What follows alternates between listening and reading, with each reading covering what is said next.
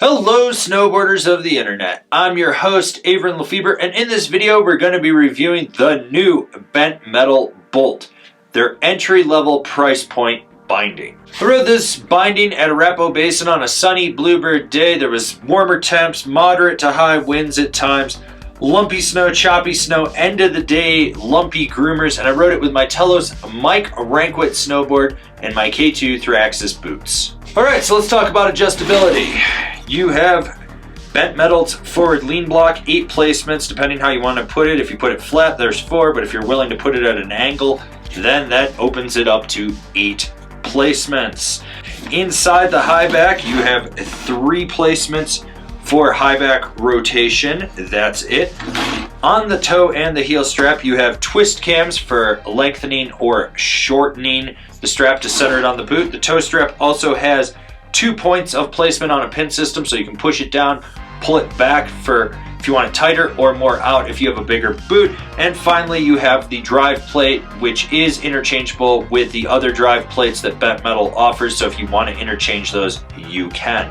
That's it for adjustability. Pretty straightforward. Alright, when it comes to the straps, you have the most minimal heel strap I've ever seen. It's basically a rental strap in my opinion. There is nothing to this to add any plushness. In fact, it has a ton of give. It's just going to contour around the instep of your boot, so all the padding comes from that.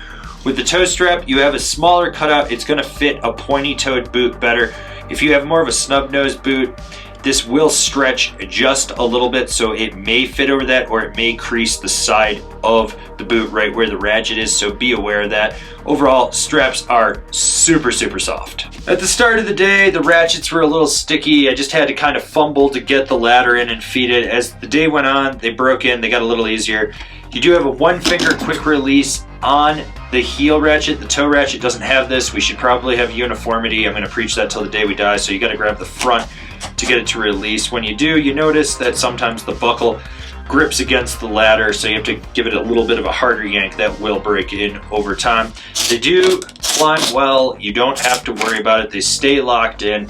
They do their job. They're ratchets. When it comes to the high back, the forward lean block to adjust your forward lean is easy to use. You just twist it and put it in there, but the high back itself has a ton of give, so when you drive into this, you feel next to no rebound. It just wants to fold with you as you push into it. So just be aware that you do have that slight wing cupping out there, so you can kind of get a little bit more lateral give as you're pressing, but overall it's a high back that you don't even notice is there. Soft. That's the only way to describe the flex on this binding. The straps have a ton of give, the high back has a ton of give. Even though this binding has a regular size disc, you still get a lot of lateral play. So this binding just rolls from side to side. Overall, it's a beginner binding that feels almost like a high-end rental binding. When it comes to the ride of this binding, I hope you like feeling everything, because it's super lively and it does not dampen for anything. It is awful at dampening. You will literally feel everything. Who's this binding for? A beginner or someone that's a price-conscious gibber?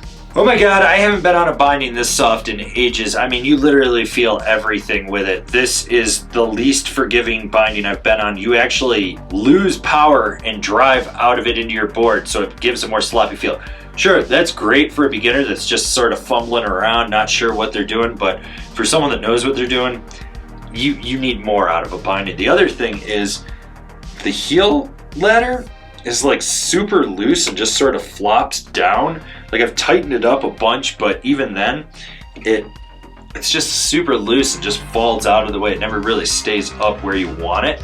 I mean, all in all, wasn't overly impressed with this binding, but why would I be? I mean, this is way below the ability level that I would actually want. At the end of the day, for someone that's just starting out and they're gonna grab a binding off the shelf, yeah, it's probably great, but they'll quickly outgrow it. Comparable bindings: the K2 Indy, the Burton Mission, the Ride C4. This has been my review of the Bent Metal Bolt binding. Do you agree? Do you disagree? Do you own a pair? Are you gonna buy a pair? Leave me a comment down below. Let's have a conversation about this binding. If you're new here, remember to subscribe, click the bell, get those notifications. That way you're not missing any of the videos we got coming out for all you snowboarders of the internet. And if you really like what we're doing over here and you want to support us further, swing on over to Angry Snowboarder VIP and become a member. Sure, I could tell you more here, but I got a video over there that explains it so much better. As always, I've been your host, Avran LeFeber, and I'll see you in another video.